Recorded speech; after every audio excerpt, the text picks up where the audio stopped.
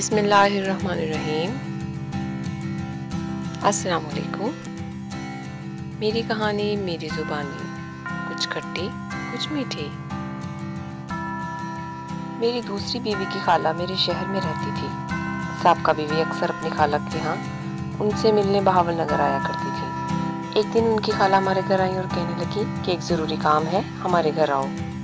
دراصل انہوں نے بچی کا بے فارم بنوانا تھا، اس لیے میرا شناختی کارڈ انہیں چاہیے تھا۔ میں اس کی خالہ کے گھر چلا گیا تو خالہ گھر پہ نہ تھی۔ معلوم ہوا کہ وہ ملتان گئی ہوئی ہیں۔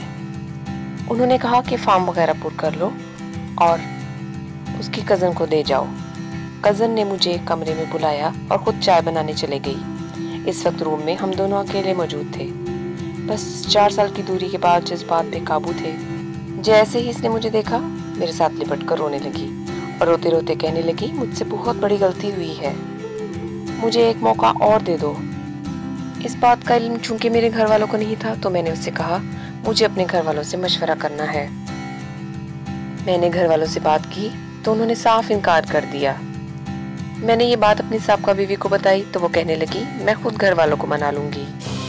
خیر میری سابقہ بیوی ہمارے گھر آئی، اس نے سب کے لیے چائے بنائی اور آخر گھر والوں کو منا ہی لیا۔ ہم دونوں میں صلح ہو گئی۔ اب بات آڑے آ گئی پہلی طلاق کی، جو کہ عدالت کی طرف سے تھی اور طلاق کا فیصلہ یک طرفہ تھا، کیونکہ تنسیخ نکاح کے کیس میں عدالت حاضر نہیں ہوا تھا۔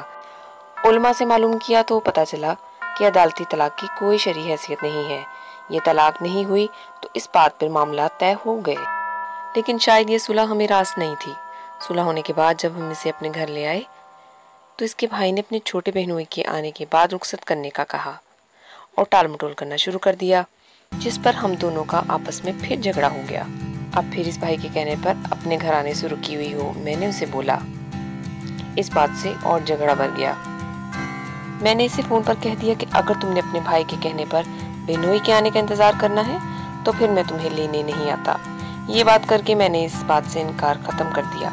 اس نے میری والدہ سے فون پر رابطہ کیا ہوا تھا اور والدہ کی منت سماجت کر کے اس نے والدہ کو منایا ہوا تھا کہ میں اس وقت اپنے والدین کے گھر میں مجبور ہوں اور وہ میری مجبوری کو سمجھ نہیں رہے۔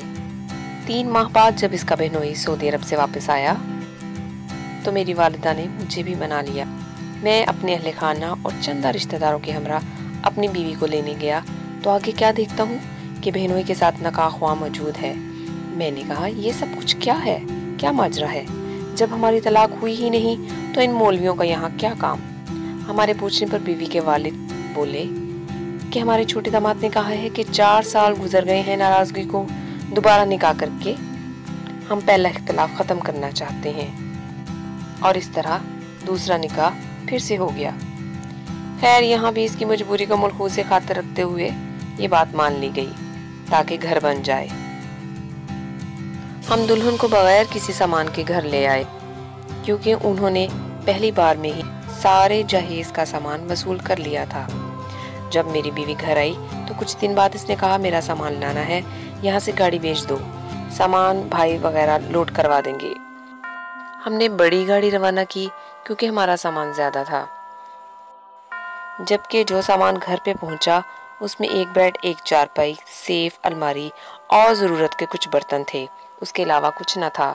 یعنی کہ انہوں نے جہیز کا بھی باقی سامان اپنے پاس رکھ لیا تھا۔ خیر سامان کی تو کوئی بات نہیں، ان کو اگر سامان زیادہ اچھا لگتا تھا تو وہ انہوں نے رکھ لیا۔ مجھے تو اس بات سے بھی کوئی فرق نہیں پڑتا، میں تو بس اپنا گھر بچانا چاہتا تھا۔ کچھ سال بعد چھوٹی سالی کی شادی آ گئی۔ میرے سسرال والے آئے اور شادی میں شمولیت کی دعوت دی۔ ہم نے ہر جگہ پر جھگڑا ختم کر کے گھر بنانے کی کوشش کی تو شادی میں جانے کی حامی بھی بھر لی۔ 2-3 دن گزرنے کے بعد اسی کی خالہ کی کال آئی مجھے گھر آ کر ملو۔ میں اکیلا ہی ان سے ملنے گیا تو اس کی خالہ سے پتہ چلا کہ ان کے چھوٹے داماد، ساس سسر اور سالہ نے نکاح نامہ میں کچھ خصوصی شرائط۔ میں نے اس کی خالہ کی بات کو کچھ سنجیدہ نہ لیا، لیکن پھر سوچا کہ اس کی خالہ نے بات کی ہے تو کوئی نہ کوئی معاملہ تو ضرور ہوگا۔ میں نے اپنی بیوی سے کہا کہ اپنے ابو سے کہیں کہ نکاح نامہ ہمیں بھیجیں، ہم نے نادرہ میں ریکارڈ جمع کروانا ہے، تو بیوی اس بات پر عمل کرتی دکھائی نہیں دے رہی تھی، وہ بھی ٹال مٹول میں ہی لگی رہی۔ خیر شادی کا دن بھی آ گیا۔ میں نے کہا اگر نکاح نامہ مجھے نہ ملا तो मैं शादी में शिरकत नहीं करूँगा। फिर मेरी बीवी ने शाम को ही निकाहनामा अपने वालिदैन के घर से मंगवा लिया। मैंने निकाहनामा देखा तो इसकी खाला ने जो बातें मुझे बताई थी वह तमाम दुरुस्त निकली। इससे आगे क्या होना था? मैंने फ़ोन उठाया और इसके घर वालों को फ़ोन किया और कहा कि अपनी बेटी को आकर ले जाओ, मुझे जासूस और फरार धोखाधड़ी वाले लोगों के साथ नहीं रहना। मेरी बीवी इस वक्त कुरान की कसम उठा गई कि ये मसला मुझे नहीं पता, ये भी उन्होंने अपनी मर्जी से लिखवाया है, मुझे इसका कोई भी इल्म नहीं। फिर भी मैंने इस पर एतमाद कर लिया कि इतनी बड़ी कसम झूठी नहीं हो सकती। निकाहनामे में लिखा था कि जहेज का सामान 5 लाख की मालियत का है, जबकि हमें मिलने वाला सामान टोटल 50,000 का भी नहीं था। तलाक देने या दूसरी शादी करने पर 5 लाख जुर्माना, हक महर मुबल्लिग 5 लाख, माहाना खर्चा 5,000 रुपए जो लिखा गया है, इसे कोर्ट में जाकर क्लियर करवाओ, क्योंकि ये आपके अहले खाना ने मेरे साथ धोखा और फ्रॉड किया है। अगर ये शराइत आपने लिखवाना थी तो हमसे पूछना चाहिए था। इसे ख़त्म करवा सकती हो तो मैं तुम्हें अपने पास रख सकता हूँ। बस इस बार जब ससुराल से वापस आए तो घर में आग लगी नहीं और सब कुछ खाकस्तर हो गया। 11 साल इस दौरे ज़िंदगी में मेरी बीवी 3 बच्चों की मां बनने के बाद भी मेरी न बन सकी। इसने रूटीन बना ली कि मुझे हर 2 महीने के बाद परेशान ज़रूर करना है। शुरू दिन से ही इख्तलाफात पैदा हुए, वजूहात ससुराल से शुरू हुई और जब 2009 में इसे दुल्हन बनाकर लाया गया, इस वक्त जब ये पहली बार हमारे घर को जा रही थी, इससे पहले इसके कुछ अजीज रिश्तेदार बहावल नगर में भी रहते थे।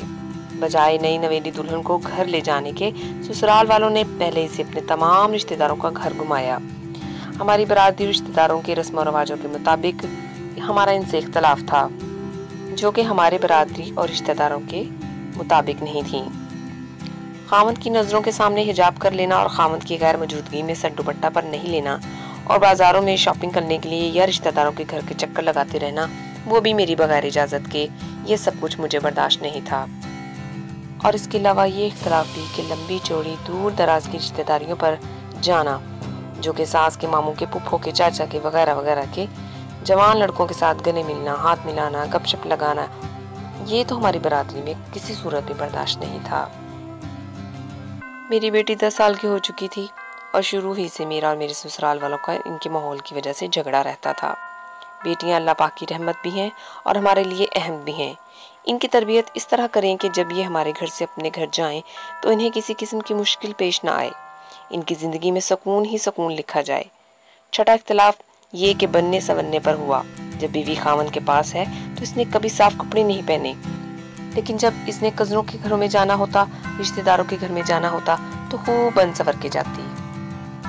इस खातून ने 12 सालों में मेरे लिए सिर्फ कोई 5 साल ही निकाले होंगे, यानी मेरी अज़दवाजी जिंदगी बस इतनी ही थी। इसके अलावा बाकी तमाम का वक्त हमारा झगड़ों में ही गुजर गया। मैंने बहुत दफ़ा कहा कि मेरी औलाद को अपने घर के माहौल से बचा के रखो। इस बात पे भी मेरा उससे इख्तलाफ हुआ। मैंने उससे कहा, तुमने अपने वालिदैन के घर जाना है तो जाओ, जितना दिल करता है जाओ, वहाँ रहो, लेकिन मेरे बच्चों को मुझसे दूर मत करो। बच्चों को मेरे पास छोड़ जाया करो। लेकिन मेरी ये बात भी इसे नागुज़ीर गुजरी। वो अपने भाई, वालदा, दीगर रिश्तेदारों को बुलाकर मुझे बुरा भला कहते हुए घर से बच्चों को साथ लेकर चलती बनी। यहाँ तक कि इस खातून की मेरी ज़ौजियत में रहते हुए 2 भाई इंतकाल करके, इत्तफाक से जब इनका इंतकाल हुआ, ये नाराज़ होकर अपने वालिदैन के पास मौजूद थी, लेकिन उसके बावजूद भी इनके घर से कोई भी अफसोस करने नहीं आया। सुलह के बाद भी इनके वालिदैन में से या मेरी बीवी ने कोई भी अफसोस नहीं किया। मेरे भाई की बहुत ज़्यादा तबीयत ख़राब थी और वो अपने भतीजे भतीजियों से मिलना चाहता था। मैंने अपने साले को फ़ोन किया कि मेरे बच्चों को भेज दो, लेकिन उन्होंने कहा कि खुद आके ले जाएं, और मैं उसके घर चला गया। इस दौरान मेरे भाई बहुत ज़्यादा बीमार थे, उनको डॉक्टर के पास मैं वक्त पर नहीं ले जा सका। मैं अपने बच्चों को लेने चला गया। वहाँ से वापसी पे मुझे देर हो गई, सुबह हो गई और मैं फिर अपने भाई को डॉक्टर के पास लेके गया, और जहाँ पर वो दौरान इलाज में ही दम तोड़ गए। अब मेरी बीवी और बच्चे मेरे साथ थे।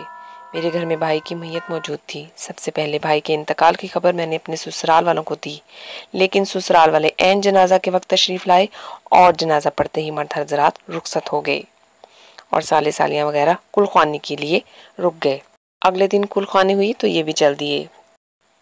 4 दिन के बाद मेरे ससुर और सब कलाम बख्शने के लिए आए। कलाम बख्शी की और पैगाम दिया कि कुछ दिनों के लिए हमारी बेटी को हमारे साथ भेज दो, वो थकी हुई है, जरा आराम कर लेगी। अब मुझे अपने ससुराल वालों की सोच पर हैरानगी नहीं होती थी, क्योंकि मुझे इनकी समझ आ चुकी थी।